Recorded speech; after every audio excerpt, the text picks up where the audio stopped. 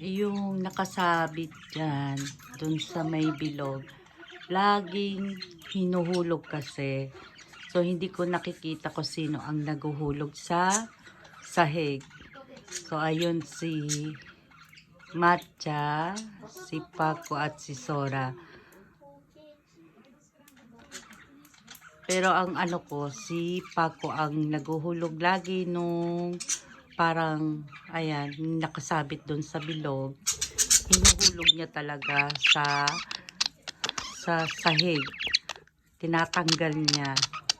So, yan, nuhulihin ko siya kung siya yung naglalaglag sa sahig. Si Paco, yan, naglalaro. Naglalaro na sila. Yan.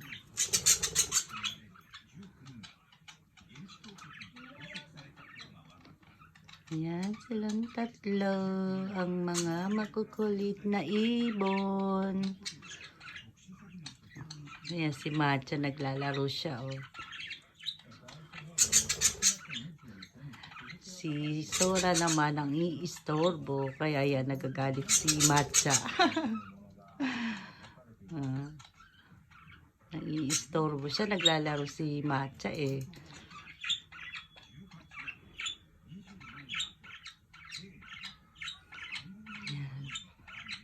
Mamaya hulihin ko si Paco. Kung ihulog niya yung nakasabit dun sa bilog, sa ganyan.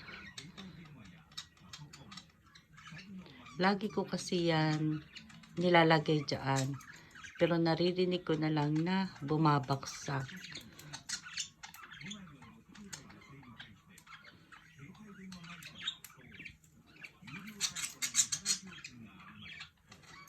Maligalik sila ngayon.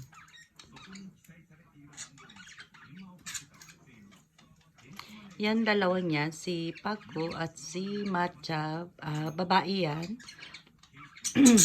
Si Sora lang yung lalaki. Yan, makulit. Dapo nandapo sa akin.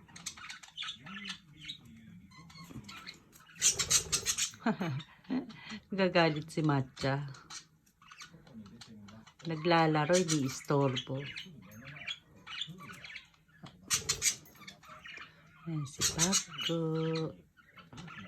Ito si Paco, maano yan, mailang sa amin. Ewan ko ba dyan, ang tagal-tagal na sa amin, pero ganun pa rin siya. Kasi nung binili ko siya, 6 months na siya, so hindi talaga siya sanay. Saka yung binilihan namin kasi sa kanya, hindi siya sinanay na tumungtong sa kamay ng nag-aalaga sa kanya. Kaya ganyan siya.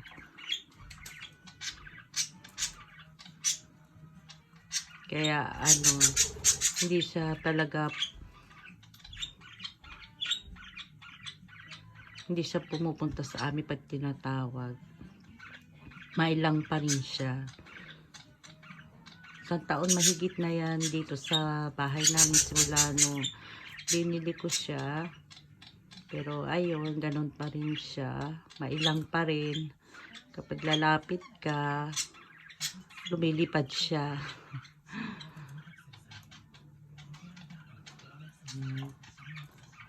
Ewan ko ba kung anong nagawa nitong dalawa, nag-aaway pa. Si Sora kasi makulit.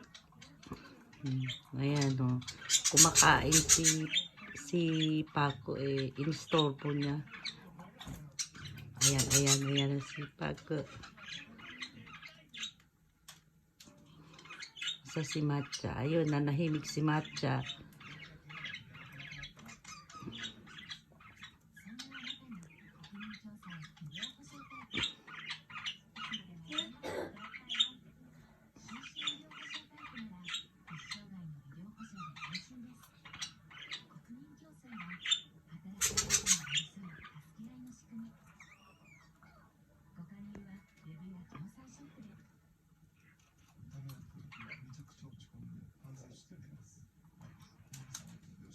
umiinom ng tubig si Paco. Yan, tubig ang laman kasi niyan. Yan, umiinom siya. Ang kulit ni Sora. Kinukulit si Paco.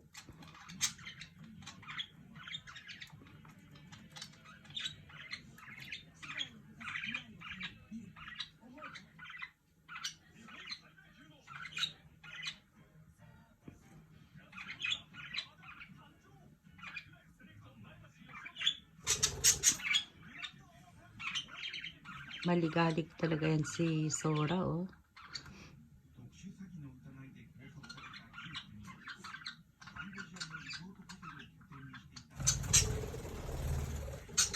Yan, nagliparan na.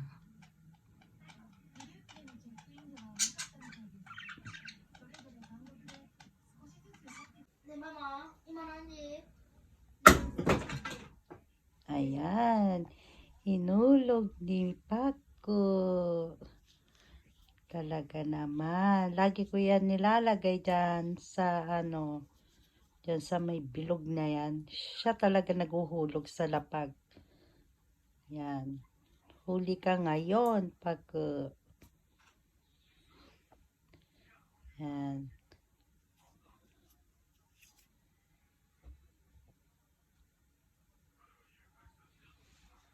Lagi niyang hinuhulog. Lagay ako ng lagay. Lagi naman niya hinuhulog. Ayaw niya siguro nun. Kaya hinuhulog niya sa baba. Yan.